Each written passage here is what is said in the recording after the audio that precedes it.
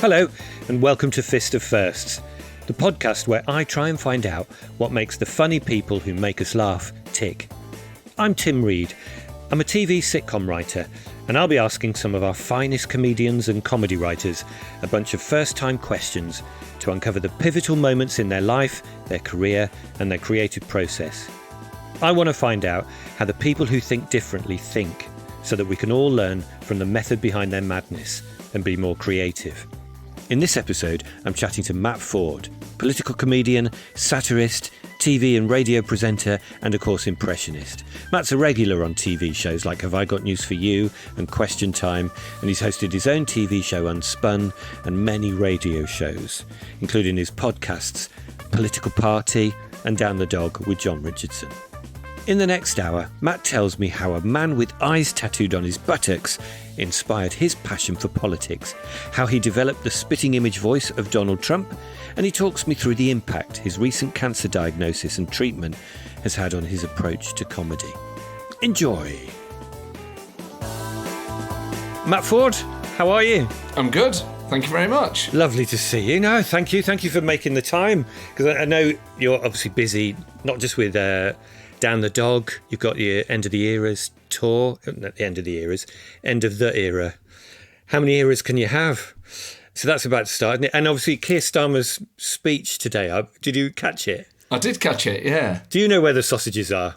No, but I mean, it's clearly a slip of the... I don't think he does say sausages, but... Well, if Twitter says he did, then I defer to the highly reliable website Twitter. But no, it was very funny. But thank you for joining me on Fist of Firsts. I do really appreciate it. So I normally start this, and I've started all of First Series with, I've got a deck of random first-time cards just to get into it. I'm going to shuffle the pack. You say stop when it just feels right. Okay. Ready? Yeah. You say when. Okay. Stop. All right. So we've got, first pet. It was a goldfish that I called Psycho after Stuart Pearce. Psycho, of course. It was one of those things where I'm allergic to cats and dogs, so I couldn't have a big pet. Yeah. So I had a goldfish in my bedroom, and I decorated the bottom of the tank with that sort of gravel that you get in a little gone fishing thing and all stuff like that. Yeah. And then a couple of days I got out of the habit of cleaning it, and I remember coming back and the water was very cloudy and the thing was floating. I've never felt guilt like it. I managed to get it into the sink and save it and everything. I just thought this act of laziness almost killed an animal. And I can still see it sort of bobbing along. I couldn't believe that I'd let it get to that point. I felt terrible, appalling guilt. So it didn't die, but you still had the guilt that you nearly killed it. Killed it. When I was about the same age, I had a hamster called Paddy. It bit me, and I stopped feeding it, and then it did die. Now, for years... Sounds more like yours was revenge, really. I don't think I set out to murder it. I think I was in my mid-40s when my dad told me that, no, it had lived on for months and months and months. In fact, maybe even 2 years, and then died of old age. But they'd moved it. I felt less guilty when I found that out. So I don't know if the same might have applied to your goldfish, that maybe it wasn't your... No, it was your fault, wasn't it? Because was it your responsibility for cleaning it? Yeah. It was, yeah. Although it never bitten me, so it wasn't an act of revenge. It was just neglect. Yeah. Just the neglect of an absent-minded young fool. But then is that your fault or your mum's fault for allowing you that responsibility too soon? I don't know.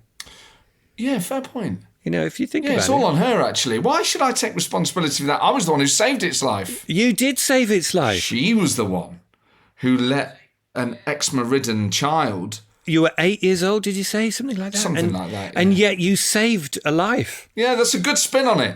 I'm a lifesaver, yeah. You've got nothing to feel guilty about. Thank you very much. So back then when you were about 8, so you lived in Nottingham with your mum? Yeah, my mum and sister. Yes. Your mum's sister. And your mum, is this right? She was a nun. She was a nun before she had me for many years, yeah. For about 15 years she was a nun. And then she left, became a nurse, and that's how she met my dad. Oh, yeah. It was that way round. She didn't meet my dad and then leave the convent. Not in the convent. Interesting. Yeah. So at that time then, was that about the same time as your kind of political awakening? I mean, I've read, it's a fabulous book, Politically Homeless. I read it years ago and loved it, partly because, you know, it could have been me saying all of that, albeit from a few years older, but certainly the same sense of being politically homeless at that time. But I'm sure in that you talked about, was it the 1992 election? Before that, you and your mum walking in the streets of Nottingham and someone shouting, "She's dead. She's out, not she's dead." Yes, I'm still thinking of the goldfish, but she's out. Yeah, so Thatcher had left in 1990, and I remember this guy. We're walking into town, and this punk rocker with a huge ghetto blaster on his shoulder, just shouting, "She's out," and hugging my mum. And as a kid, I thought, they can't know each other. I remember just watching him walk off, and he had the holes of the bum cheeks cut out on each bum, and he had an eye tattooed on each ass cheek. She's out, she's out. He might have been talking about each of his bum cheeks. May well have been, yeah. She's out. So she'd got rid of, and that's kind of sparked your interest in kind of politics. What is this thing that can change people's mood?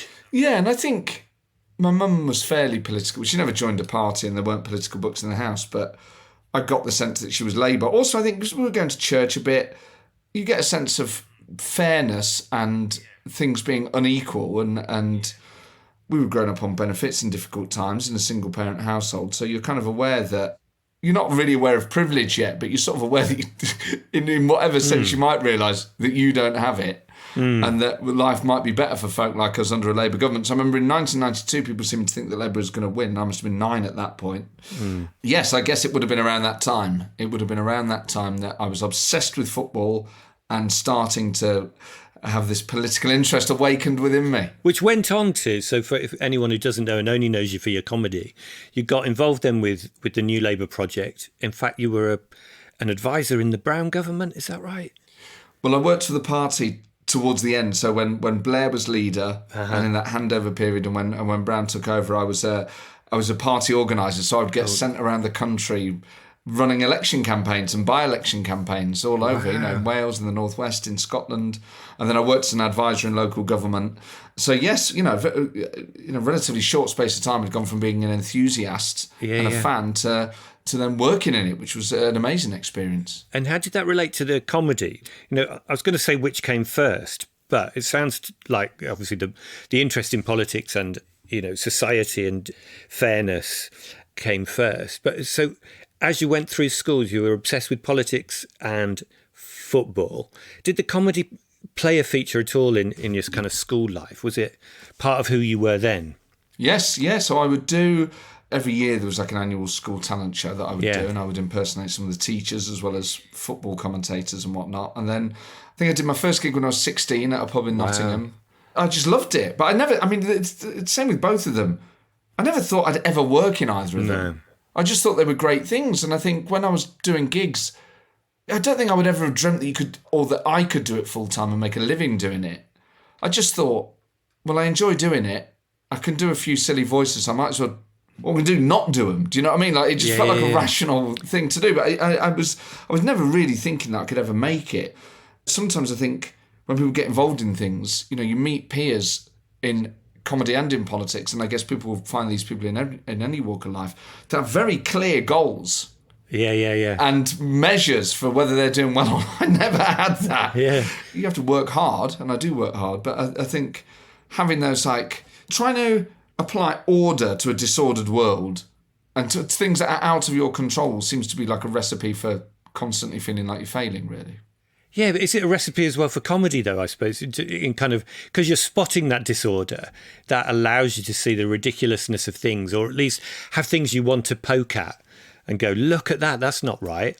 I'm just wondering if there is much of it, for you, a kind of an overlap in the mentality that fascinated you about politics and comedy, in that kind of curiosity, I suppose, about people and unfairness. Is that kind of part of all of it for you, do you think? In a way, I feel like they're very different. I feel like politics was and is.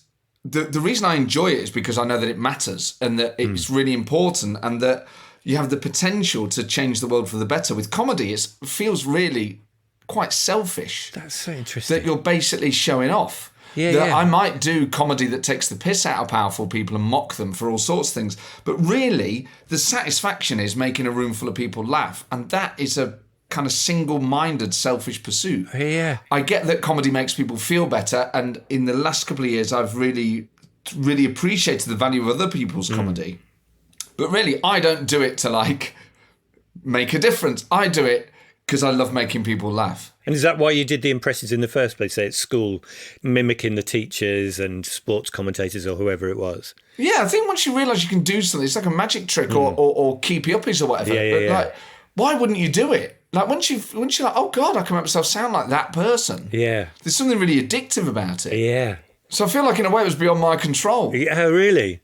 When you were saying you did stand-up at 16, before that then at school and in taking off the teachers and stuff, was that on the stage or just in the playground, or did you get to do like reviews and stuff like that? Or yeah, there was this annual thing that the school did. It was like a school talent show.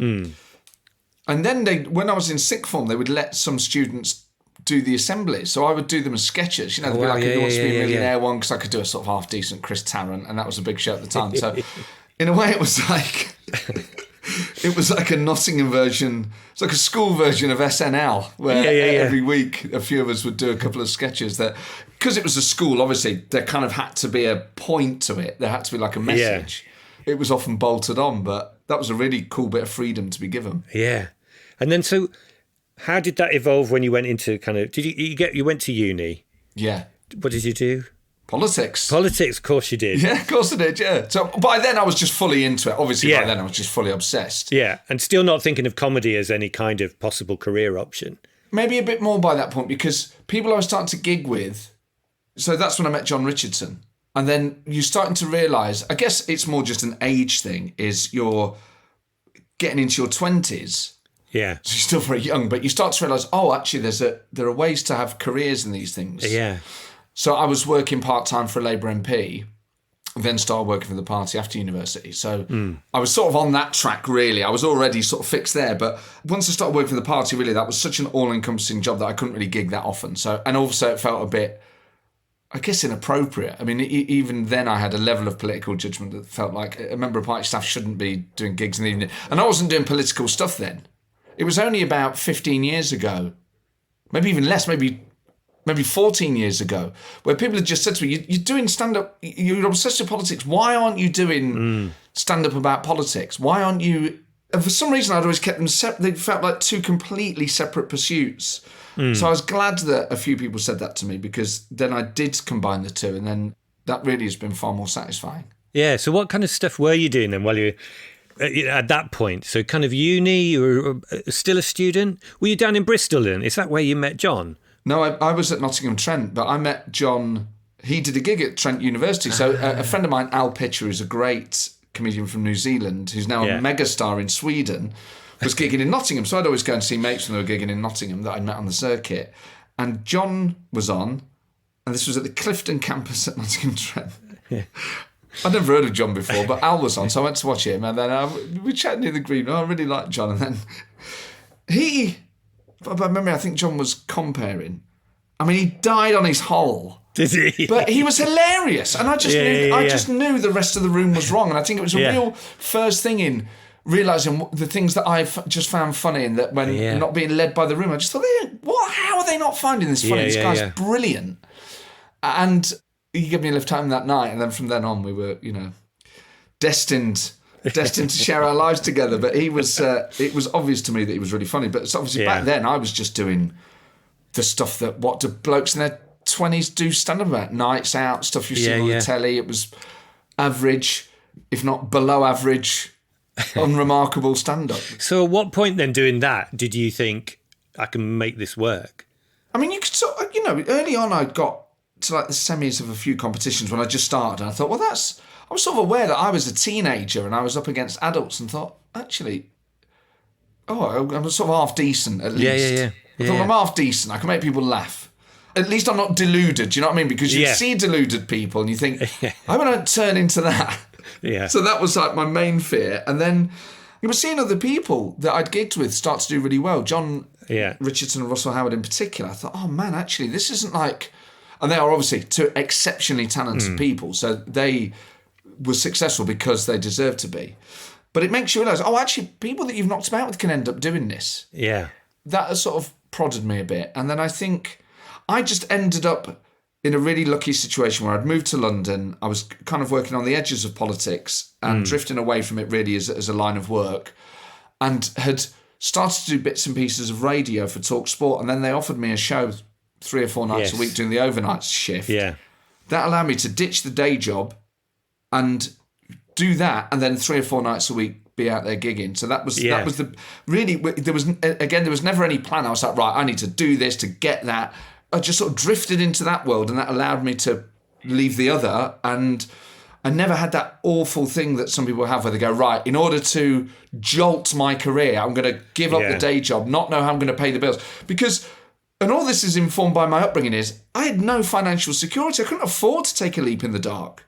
There was no bank of mum and dad to help me out. It's just it wasn't a prospect.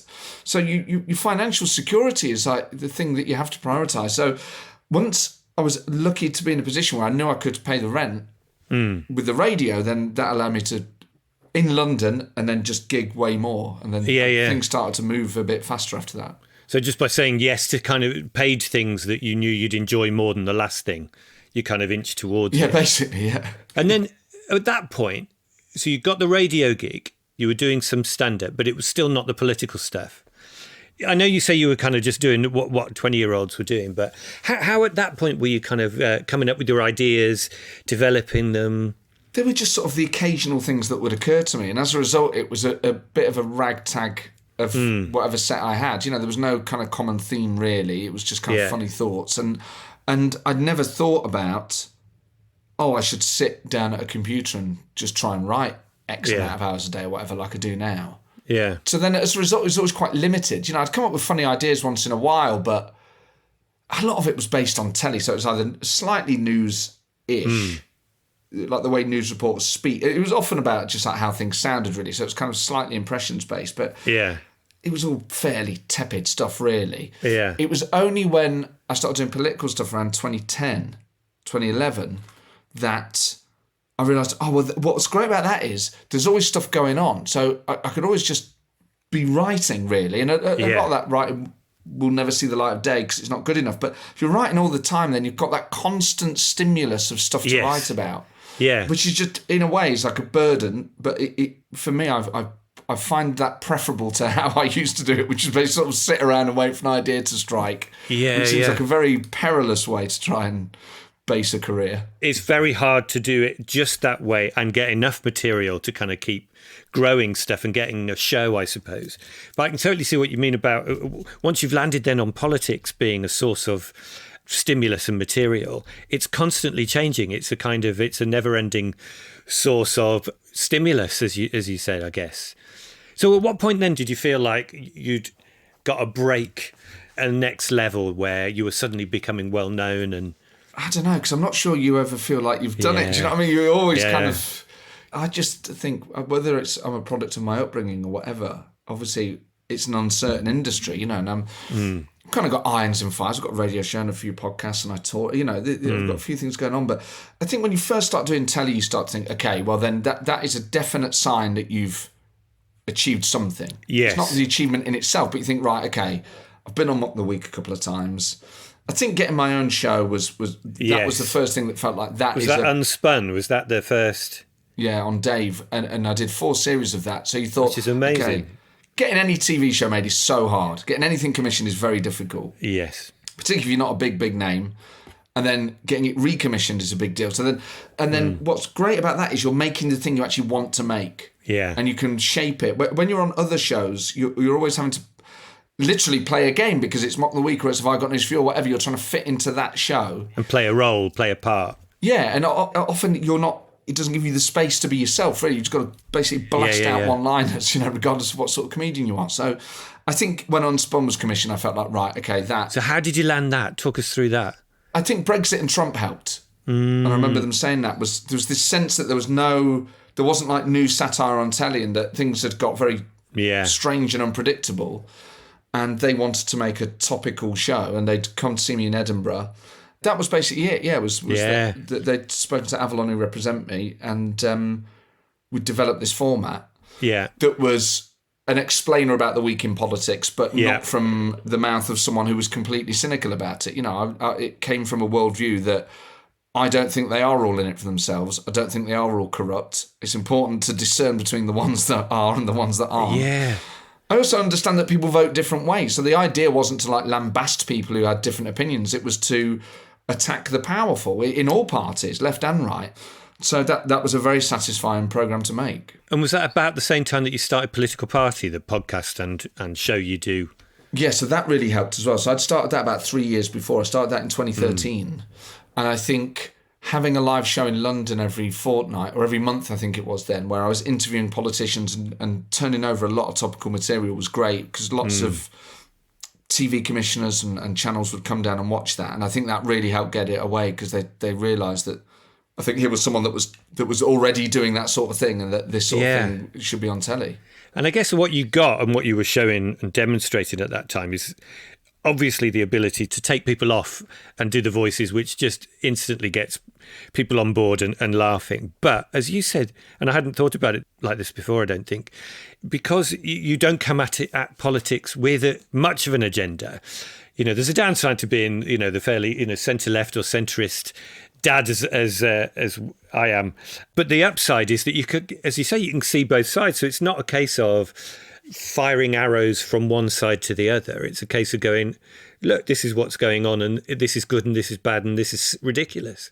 Yeah, and also you have to be able to laugh at your own side as well. I never saw the logic in only attacking people that I disagreed with. I was like, I'm not going to do comedy with one hand tied behind my back, and at the moment as a centre-left person, I'm glad Labour won the last election, but I'm still going to take the piss out of Keir Starmer. I'm still going to take the piss out of the cabinet. Yeah. I'm still going to impersonate them and do all the stuff I would have done about the Tories, but for this government. And that's like a good creative challenge. So I think being able to laugh at your own side, effectively not be biased in that regard, because everyone's got politics. But yes, I think certainly being a moderate allows you to attack both extremes rather, because sometimes you just think, okay, well, you're attacking the extreme right, but if you're coming from the extreme left, well, you're just another extremist. You might be a different type of extremist, but really, I think you're both wrong.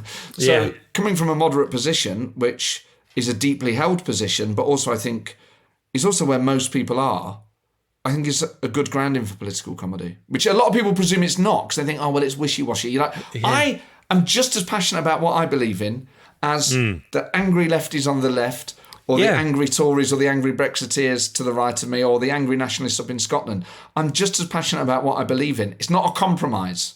Do you know what I mean? I truly believe that the state should not run everything. There are things where the state should absolutely intervene. It's mad, isn't it, to think that just because if you operate or you think in the moderate territory, why should that be any less passionate? And so obviously that will have helped, I guess, with the political party, that you could then, with credibility, invite people from the whole spectrum, from Jacob Rees-Mogg, I know you've had on there, through to... Have you had Corbyn, or is he the one that you haven't had? I've not had Corbyn. I did approach him, but I remember someone who approached them on my behalf said the answer came back, not just no, but no, never. I mean, I wouldn't invite him on now, but, that was when he would just become leader of the Labour Party. Whatever I thought of him, I thought it was an interesting person to interview. For me now, he's beyond the pale. The things that he did when he was leader, put him beyond the pale for me. But I would have had him on, and I tried to get him on, but he wasn't having it. And then, so talking of creative challenges then, as you mentioned, writing satire, and which you were doing not just for Unspun, but even before that, you were writing for others, weren't you? Didn't you write on the Rory Bremner show? And So I had a couple of segments on a Rory Bremner show where I'd written stuff for myself, but I'd written on Mock the Week, and I'd written for Russell Howard's Good News and 8 out of 10 Cats. So kind of satirical, topical. Yes. Is probably more accurate. And have you done that as part of a writer's room when it was those other shows? Yeah. How did you find that? They take a bit of getting used to, but I think it depends who's in there. I wrote on the last few, when we brought back Spitting Image, I would do lots of the voices on it, but I was also one of the writers on it. And it would just depend who else was in the room. Sometimes it was more enjoyable than not. Not every comedian is suited to every writing room. It can be quite... they're inherently political places because obviously everyone wants to get their stuff on. I always took the view that I just would support the funniest thing. Yeah. So I was always prepared to take my lines out if they weren't funny enough. But not everyone operates like that. And you're like, well, you'd rather get your lines in if they make the sketch worse. I don't understand that. For me, it was always about what the end thing was. And you can still play out, obviously for your own pride, you want to feel like you're getting enough in. Otherwise, what's the point in having you there? Yeah. So there's that. But I think some people are just like, well, I just want my stuff on. I think, well, you're not suited to this environment because you will put your own interests above that of the show, and that is not good. No, and it's so interesting. I've done it similarly, whether it's on a sitcom or I've written on the odd show where you've been part of a team, and that parking the ego, you can spot the people that can do it. Jeff Norcott came on the first series of this, and he's obviously done quite a bit. In fact, it's where I first met him, I think. It's so interesting because it's such a creative petri dish, I guess, where if you get it right and you can all bounce and build off each other, the quantity and quality of material that can be churned around really quickly is astonishing, especially when you get time to look back on it. But you can only do it, I think, if you are prepared to not fight for every shit line that you've come up with, that you do manage to park the ego and just recognize. And it's been the same on other shows. People get defensive about their own jokes, and I think all comedians probably, and as well as comedy writers, we have to have a certain amount of confidence that otherwise you wouldn't even say the thing that in your head you thought, well, that's funny. Yeah. You've got to have a certain amount of confidence to kind of get it out there. But you need, I think, even more confidence to be able to go, do you know what? Yours is better, though. Yes. So what makes for a good and bad writer's room collaborator, do you think? Oh, crikey. Someone who's prepared to admit that their lines aren't best, I think is good. Someone who actually understands the task. Because if you're writing sketches, then you have to decide what the point of the sketch is. You also have to be able to see it. What are the visual jokes in it? How does this thing end? Because otherwise it's just like a gag fest. Are you writing jokes for characters? So then it doesn't. You don't just want it to be just one-liners. You want jokes that reflect their perspective. Yeah. So that sort of sitcom element to it, of character-driven stuff, that I think is always stronger, really, and works better. Where, that character would say something that the other characters couldn't say, and understanding what is the character and what's their role in this scene or episode or sketch. Someone who knows the difference between what's funny in the room and what will actually work when this thing is filmed. Because the stuff that makes you laugh because you're basically just tired trying to solve this problem. Yes. Tomorrow when you film it, that doesn't make any sense. That was just 6 knackered people in a room at 7:30 at night. Laughing with relief. Exactly, yeah. And I think that's really hard sometimes because until you're there watching it rehearsed or filmed, then that's very difficult. But I think someone who has a very clear mind, I think, is... That's such a big point, though, about knowing the audience and knowing what's going to make them laugh, and that the audience isn't you guys and girls in the room. That's such an important thing. Because so often when you're out with your mates, the things that you laugh at is an in-joke or something that that happened last week to one of you, or because you know that audience. That's not going to be funny in a sitcom scene or a topical comedy show. So knowing the audience is vital, isn't it? And what are the universal things that are going to make people laugh rather than the things that we're just going to find funny now between us because of some shared history or whatever it is. Yeah, it's such an important point. And then when you got to Unspun, did you have other writers on your show, or were you writing all of that? Yes, I had writers, which was great. So you were like the showrunner with writers. It was great because I'd worked with a guy called Carl Minns, who I've never written with a writer like him. So I met him on Russell Howard's Good News. And when we'd sit around and write that, you pick a story out of that morning's papers or whatever, and you'd have 20 minutes, the 4 of you'd sit around on your laptops, and then each of you would pitch stuff. And the rate at which he types is intimidating.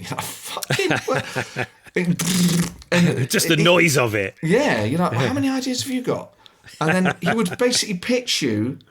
He can do every different type of comedy. So he'd have like really good satirical stuff, really surreal stuff, really mucky stuff, really left field stuff. I was like, he can basically write any type of joke for any type of situation. So I remember thinking, if I ever get a show, he has to be involved. And so being able to assemble a team, and Dan Atkinson, who was like a writer/producer, was superb. I think it's good in a room to have people with different skills. Yeah. Particularly on a show where we didn't have a huge budget. So we didn't have like the sort of writing rooms that America has, or even some British shows have. Often it was just 2 or 3 of us in a room at a time.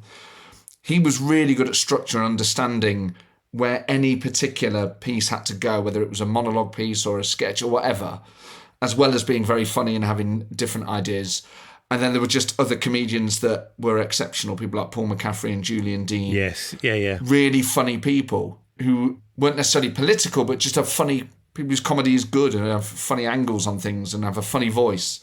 It was phenomenal then working on that. So you've assembled this team looking for, people with the different skills. And then the day-to-day of managing that team, how did that work? It's in the days when we would all get face-to-face, I guess. Oh, yeah. We wouldn't even Skype back then, would we? No, there was no Skype or Zoom or anything like that. We'd go into Avalon, I think it was 5 days a week. And, yeah, it was a full-time job. And Dan would basically run the room. He was in charge. He was producing it and structuring it and everything. And he had he could always see it. Whereas sometimes if you're too close to it, you feel like you sort of lose sight of it. But he was fantastic at effectively running the room. And where would the ideas start from in there? So because this was it weekly? Yes, it was, yeah. Yeah, so a weekly topical show. So you'd get together on the Monday. And so day one, everyone's pitching in with just their thoughts on what's been going on. Yeah, what's the big story of the week, basically, and what's it likely to be? So sometimes that would change if there was a terror attack or whatever. And you'd start working that up as the main bit. And then what we had were other pieces that we were just sort of working on in the background that could go in any week, like a guide to Brexit or what's the customs union or the Good Friday Agreement. So those things that were vaguely topical, but you could do one of those a week. And then there'd be like a video package team that were working on making little inserts. Then we had other people on the show like Phil Wang and Andy Zoltzman, Parnan Ancherla, Gronya Maguire. So they would be working on their little bits as well. So it was like there were sort of different teams working across different things. And then in the writing room, really our primary concern was getting the opening to the show right. And then there'd always be a sketch, there'd be something where I'd do Boris or Trump in the full wig and makeup. And we'd have to think about what those bits were. And they could be slightly less topical as well. Okay, and time for your stories. If you remember last week, I issued the Fist of First challenge card was, tell me about your first nightmare. And I've had a few lovely responses. A few classics like Jaws chasing me, all that kind of thing. But I've got one here that I have to read out. This is a belter. This is from Steve. So Steve Mitchell wrote into me and he says, Hi Tim, first nightmare. When I think about this, as I often do, I kind of default to the social acceptability of the 70s cultural cachet that comes with Nightmares of the Herbs, the stop-motion children's show about a walled garden, and specifically the chaos of Dill the dog, who I dreamed would emerge from the patterns in my bedroom curtains and stare at me, wait until I was asleep, so that he could... I never knew quite what. However, the actual first and non-TV show affiliated nightmare was when I was about 5 years old. We had a coal hole, an outhouse, a recess built into the wall of our house next to the kitchen door. One morning, goes the nightmare, I opened the latch door to the coal hole, and hanging in there, on the thinnest of threads, was a creature called Mugly. Mugly was a mouse bear, a cross between the two, and therefore the size you'd expect, halfway. He had a large belt of black fur around a lighter brown body. He just hung there on a thread, which he'd produced off his back, just like gently turning, and just as with Dill the dog, staring at me, watching me. Then he hissed like a deflating paddling pool, and that's when I closed the door and ran. There's no remembered ending to this nightmare, other than not being able to tell anyone at the time, because I sort of knew that Mugly wouldn't be happy if I did. Oh my God, I only just realised that. Anyway, some years ago, I drew him hanging and found the sketch just now. So here's Mugly, the hanging mouse bear, who stared at me. Good times. Cheers, Stevie. So, Steve has sent me the drawing, the sketch he did of Mugly, discovered in the outhouse, the coal hole, hanging by a very fine thread. So I shall post that picture on all of my socials so you can see Mugly for yourself. Thanks, Steve. That was brilliant. Okay, time for your Fist of First challenge of the week. So I'm going to shuffle the cards and turn one over. And what have we got? First time you made the news. So if you've got a great story, a bizarre story, a weird story about the first time you made the news, email me at fistoffirsts@gmail.com and I'll read out the best next week. And then so soon after that, I guess, was the spitting image. Did that kind of, one led into the other, more or less, time-wise? Yeah, pretty much, yeah. Spitting image was then clearly, Avalon were talking about it coming back, which they just managed to keep it under wraps, and that was just, just as a punter, I was pleased it was coming back. Yeah. It was long overdue. So how old would you have been the first time round? You'd have been... It was before my time, really. It was really, wasn't it? I remember the tail end of it, because I remember getting they did a special for Euro 96 after we lost the semi-final. I had like a video of that. And I vaguely remember at primary school people talking about it, but it was kind of over, really, by the time that I was old enough to have ever appreciated it. But obviously then, looking back, I knew that it was a big deal. Yeah. It's in the late 80s, I guess, that it was towards the end of the Thatcher. I can remember thinking that comedy and satire can have an absolutely concrete, real-world impact in that it was forming people's opinions of these characters. Obviously, what they would do, and you can see now through a comedy writer or, a comedy professional's point of view, you can see what they were doing is that you take truth of a character, say a Norman Tebbit, and then you just, turn it up as far as you can possibly, and then just keep turning it up until he becomes this leather-bound gangster with a baseball bat and Hattersley as well. I mean, I can imagine that it would have, it could have made or broken some careers or even elections. It shaped the future of Britain. It kind of, if it affected people's opinions of, I know in the way that, not quite in the way that the Sun headline on Kinnock on the day before Last Person Turned the Lights Off, but over that period, it was mad looking back on it. But yeah, it's massive when they announced they were bringing it back. Like you, not quite like you because you knew, but I was so excited to hear it was coming back. Must have been an incredible thing to have been part of. Fantastic thing to be part of for a number of reasons. One, you brought back this thing, and there's a satisfaction in seeing what the puppets are going to be like of Keir Starmer and Donald Trump and Boris Johnson and all that. And then to be voicing it and one of the writers on it as well. And then just learning about that sort of comedy. I'd written sketches before, but not on exclusive, what is a sketch show, and thinking about comedy in that way. So it was Jeff Westbrook was the showrunner, who works on The Simpsons and Futurama. So he came over and he had such an amazing perspective on how you make that sort of comedy, he's still working on The Simpsons now, So I learned a lot from him about, because obviously when you're working on Spit and Image, your temptation is to just flay people alive. The temptation is to really go after powerful people, and you should still do that, but it doesn't always have to be the most blunt instrument. There is a cartoony element to comedy like this that is really satisfying, and he was really good at nudging the show in that direction. So how did that work? Can you think of for instance of an idea or a sketch that was brewing and he steered it? Not specifically, because it was like... Yeah. It feels like it was ages ago now, even though it was just a couple of years ago. But he would always be thinking about what's like a visual gag. That was always just like a conversation we'd be having. And what was interesting about him was, I'd never experienced this in a British writer's room, but I remember one day, Tiz was in there taking notes, and we were chatting about something. And he said, have you had the writer's room chat yet? And we were like, no. And he says, basically... people are going to cross the line in this room because they're trying to be funny.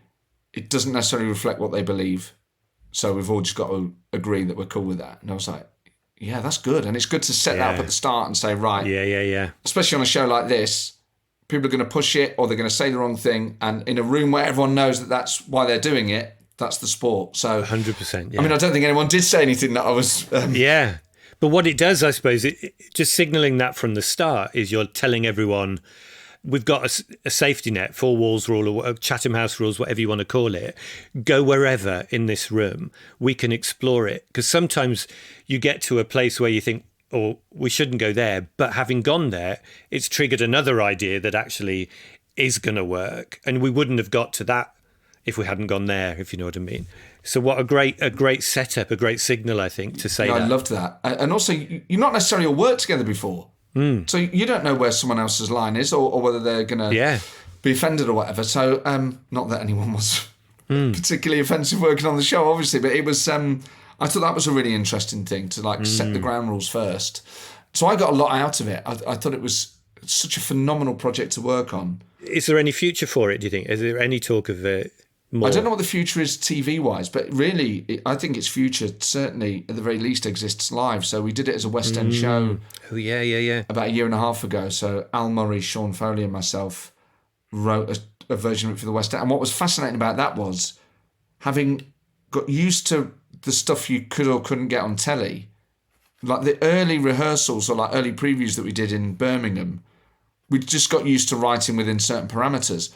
Yeah. When you put it on stage and the audience are with you in the room, you realise that live, the bar is so much higher than you thought it was. Actually, people have a real desire to go further and further and further and further live. So we made Suella Braverman as a haunted childhood doll, like sort of exorcist type thing. Yeah. And so she was kind of, not the surprise, looking back you go, well, obviously people are going to like that, but you're not sure that she's going to be in an ensemble show, that's going to be the stand-up bit. But it was obvious early, we were like, give them more of that. That's what they want. So we did this whole thing where we did like a thriller parody, and this was all like choreographed, and it was the scale of it. People getting to see that stuff live is amazing. To be in the room with spitting image puppets is great. And we had this exorcist parody scene where Gary Lineker performs an exorcism on this haunted Suella Braverman doll using an EU passport, and then, as in the Exorcist scene, she basically pleasures herself with an EU passport. People absolutely loved it. You know, you're right. You think, oh my God, is this going to get us all cancelled? People wanted more and more and more. So I think really that's where the spirit of satire lives, is live. You can say what you want live, really. You can certainly say more than you would on telly. And I bet Stuart Lee was spitting feathers that it would kind of, he did the Jerry Springer, the opera thing, and that got cancelled because it was, blasphemer. And if he'd come to see yours, which I bet he did, he must have think, how's this not getting the protests minded? Well, you never know. I mean, in any era, people could attack it for a number of things. So it's not that you're ever immune from pressure.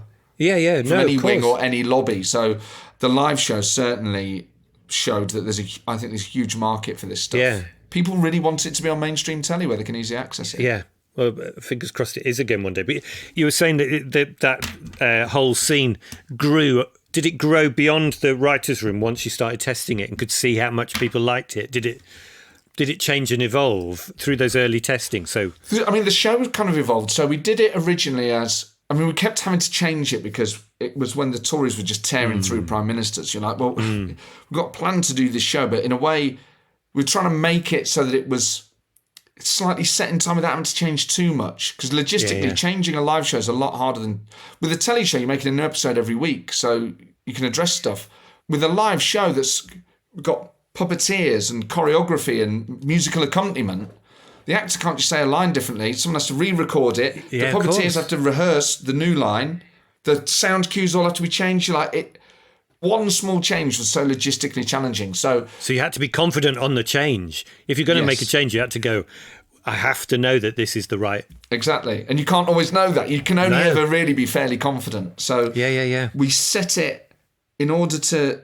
So the general plot was that the fabric of society is eroding, and it was a literal piece of fabric kept in Buckingham Palace, and it was a pair of Prince Charles's wife or whatever. And who did this? Who's responsible for this? And there's this shadowy cabal, which was basically Putin, Trump. Elon They're Musk. Eroding his wife friends. Yeah, that was it. It was all the world's most evil men. So it was Elon Musk, Vladimir Putin, Trump, Boris, and James Corden. And it was their fault. This was it. It was set on the date of the coronation. Yeah.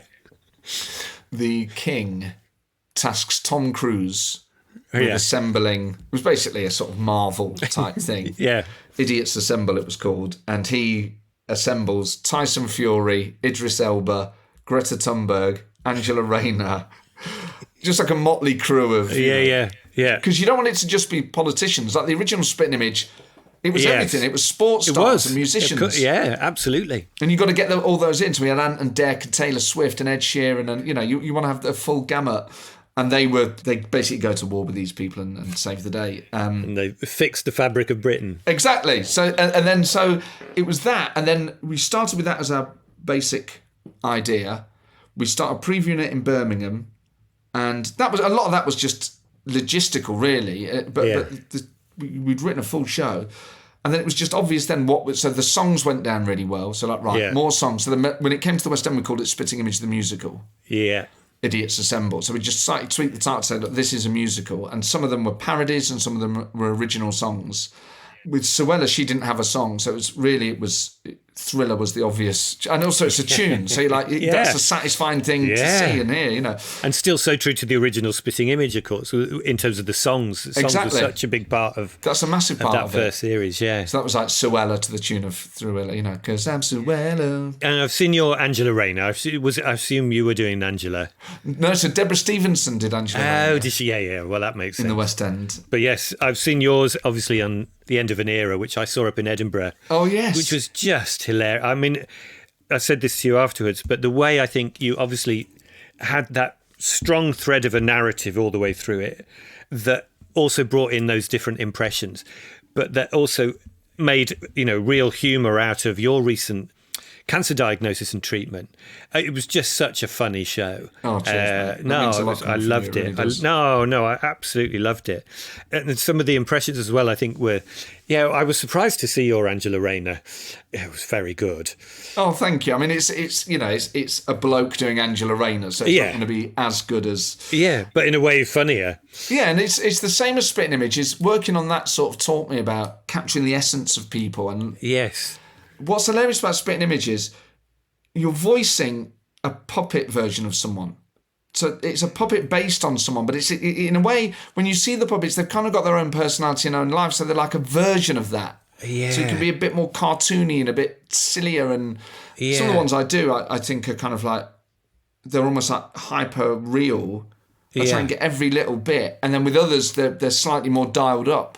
Yes. And with Angela Rayner, something like that, you can really dial those things up. So she's like a really fun voice and persona to muck about with. So if you were doing Trump, the Spitting Image, as opposed to Trump just doing a straight impression, would it be different? Slightly. So I made him squeakier because I thought the puppet had a kind of look about it. The way his mouth... Squeezed face look. Yeah. So I would always make him slightly... noises, so things like, you can't trust them, Tim, they're sneaky, and just make them a bit more like try and get noises like that into it, because somehow the puppet looked like it should sound like that. It kind of gives it its own persona. But it also, that sounds like Trump because he kind of does that. So it is, as you say, taking an essence and exaggerating it. And so, just briefly on the diagnosis and the treatment. Obviously, you've been through a massive thing in the life-changing last 18 months. Has that affected how has it affected your creative process, do you think? Obviously, it's given you stories and an angle on life.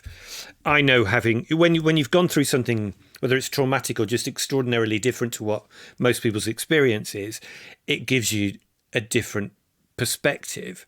But has it also changed how you come up with new material? I think I get to the point faster now. I think it's kind of clarified. I think I'm just a lot clearer in my mind about stuff in general now.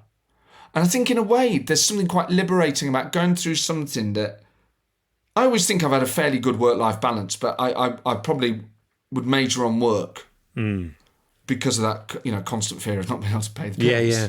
And not that work was like my number one, well, it kind of was, I guess, outside of relationships and things.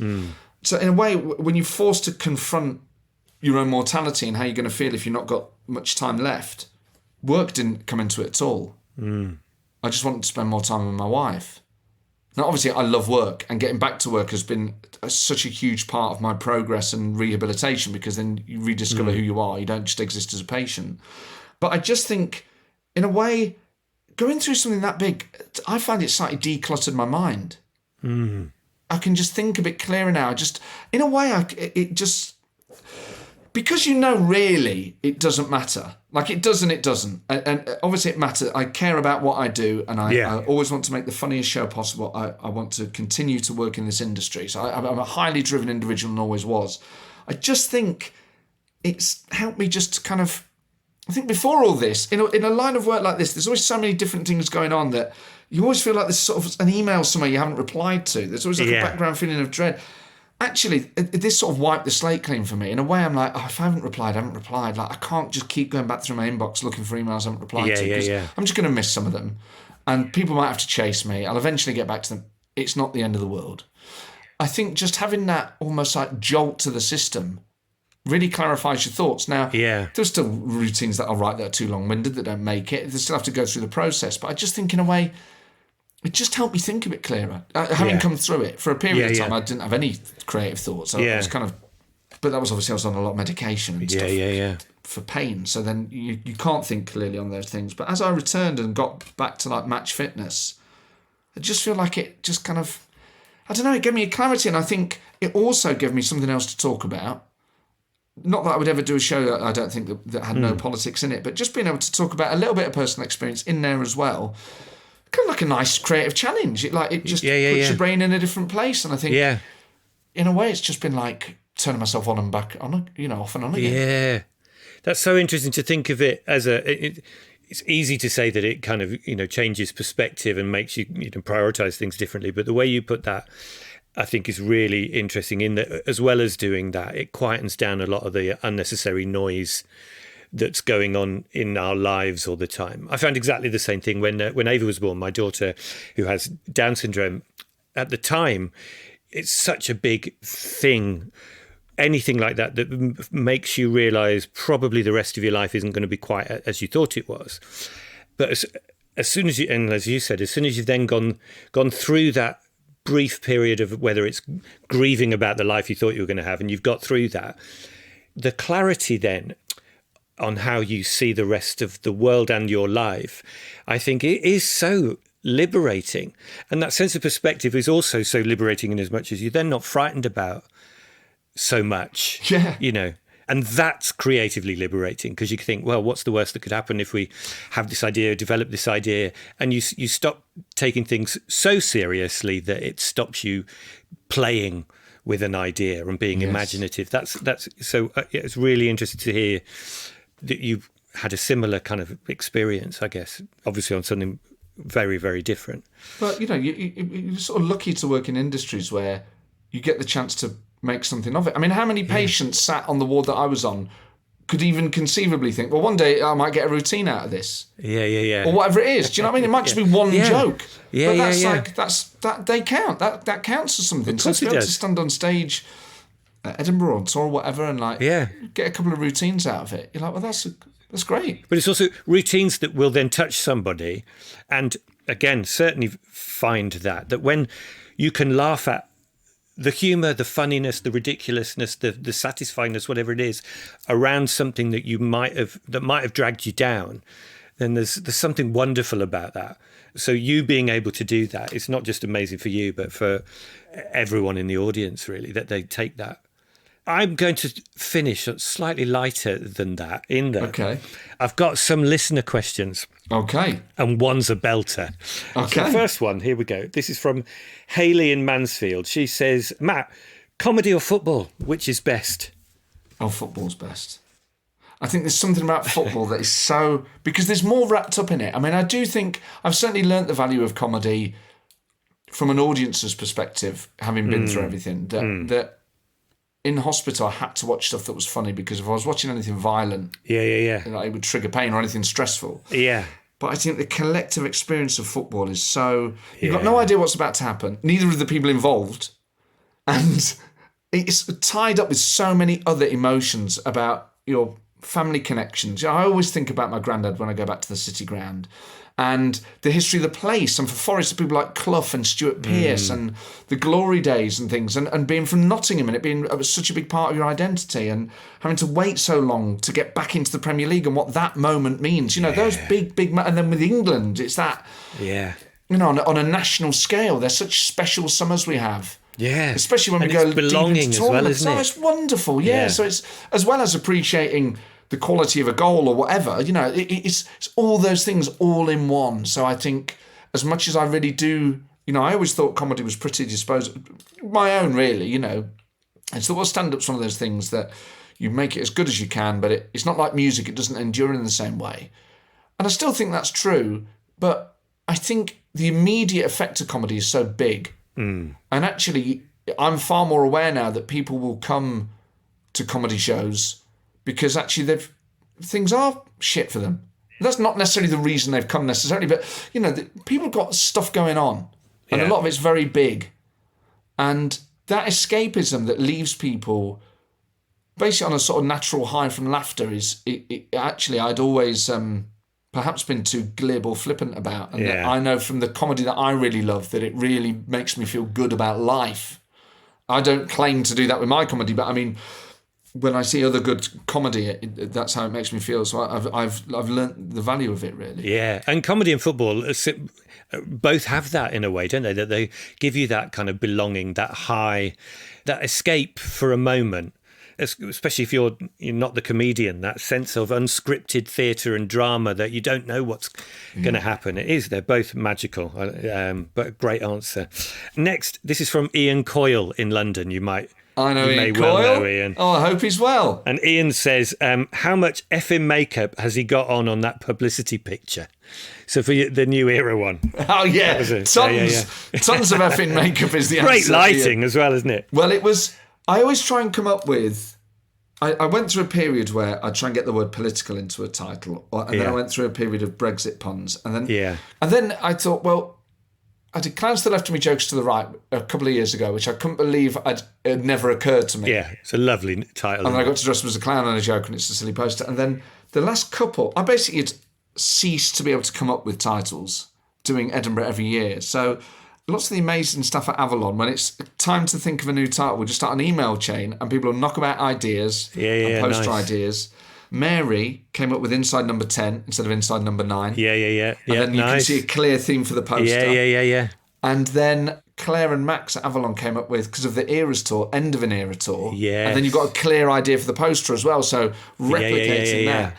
So, and also, people know with me they're getting political stuff. It was a year where there was big elections in the UK and in the US, so End of an Era makes sense. Yeah. And it gives you like a big visual thing to parody, which in a way is kind of what's going to be in the show. Is I parody famous people, so it all has a kind of logic. Maybe Ian didn't get the Taylor Swift thing. Maybe he just thought that was just your new look. I'm not sure. There's a lot. There had to be a lot of. I couldn't. My face does not sell tickets, so it has to be drenched in at the very least a few layers of foundation. And Ian knows that. He's seen me without makeup. I imagine he's still traumatised. And talking of drenched in something, this last question made me go and listen to the thing he's referring to, and it's wonderful.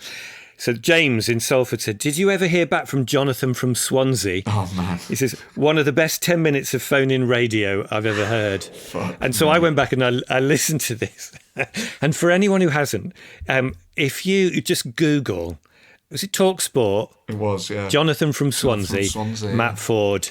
You'll find this clip and it's remarkable. Did you ever hear back from him? I don't think he might have called in like another once or twice after that, but then I've never heard from him since. And late night radio, this was kind of before social media, really. And obviously, even now, late night radio has its wonderful eccentrics, and its callers are really what makes it what it is. But he tears into me in this. Pre-scripted way. Yeah, he'd clearly written down some phrases. Oh man, you're a sycophantic sellout with a jelly spine and a mush mind. Oh, Adolf Blair hippie liar. That was it. And I said, what? He says, I said, what? He's a hippie and a Nazi. He went, all Nazis are hippies or something like that. It was. Man. I was squealing. It was so funny. I found it so satisfying to be flayed in that way by a caller that I just... I just remember howling with delight because it built and built and built as well, didn't it? It was a work of art. It had layers to it. I used parts of it for the stand-up show that I did after that at the Edinburgh Festival. After it was just too good to not make something out of. Yeah, it was fabulous. It was a masterpiece. I do hope, my listeners go and find that. You'll love it. And yeah, so last thing, I recommend. Who have you seen recently? Did you see anyone up in Edinburgh that you think? I didn't see anything up in Edinburgh. Yeah, and also because I can't sit. So I have to have like this inflatable cushion with me because I can't sit on hard surfaces. So my body's still recovering from very big surgery. So even though I'm up and about, I still have a low-level pain in my legs and feet. So if I sit on a hard surface, basically it triggers terrible pain in my balls, actually. Like I get these fucking awful shooting pains in my nuts, even for hours afterwards. So I'm on like a little inflatable... It's like a pile cushion. You know, there's inflatable rings with a hole in the middle. I've heard of them. Yeah. So I didn't, because I couldn't sit on anything. And I was just, it was exhausting going back. So I haven't seen, I'm trying to think. I mean, I would always recommend people go and see Paul McCaffrey because he's just such a phenomenal stand-up. I think he's the funniest person I've ever met. He's a genius.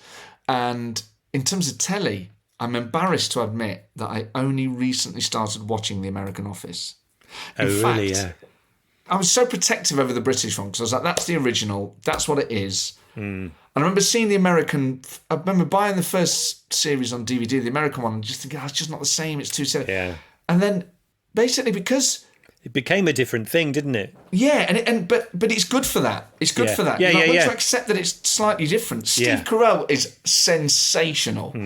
So, yes, because I was in hospital, I was like, I need box sets that I've not watched because I'm going to have to be. I was in there for 10 weeks. That's a long old time. Yeah. So as well as watching football matches, I'd only ever seen the odd episode of Curb. So I was like, I'm going to binge Curb, start to finish. That was amazing. And then as I was finishing that, I realised I'd never seen Seinfeld. I always thought that looks annoying. Wow, you'd never seen Seinfeld? How wrong I was. Wow. So, I mean, I've not finished it yet. I'm like mid-9th series. So I'm almost there. So I started to slow down on Seinfeld because I couldn't actually bear the thought that I was about to finish it. I need another one. And I thought, you know what, I'm going to give The American Office a go. Yeah. And oh my God, it is so good. But fucking hell, what's great about it is, because there was just so many more episodes in it. They're like 20 episodes a series. Yes. And I think they did 6. Yeah, there was 2 series of 6, wasn't there? I think there was only 12. There's like 20 odd episodes per series over there. Yeah. So then you get to see actually where everything would go with... Yeah, that's interesting. With the characters, and they do them differently and everything. But it's, oh my God. I'll give it a go. I'm completely... fully addicted to it. I'll watch really? 6 or 7 episodes in a go because they're like 20 odd minutes each. So See, I think I did what they've done because they've just done the Australian version, haven't they? Yes. They've just made it in Australia. And so I've seen little clips of that, and that is still almost word for word the original British script, I think. Yeah. And that's all I'd seen of the American one. So I went, I can't be bothered.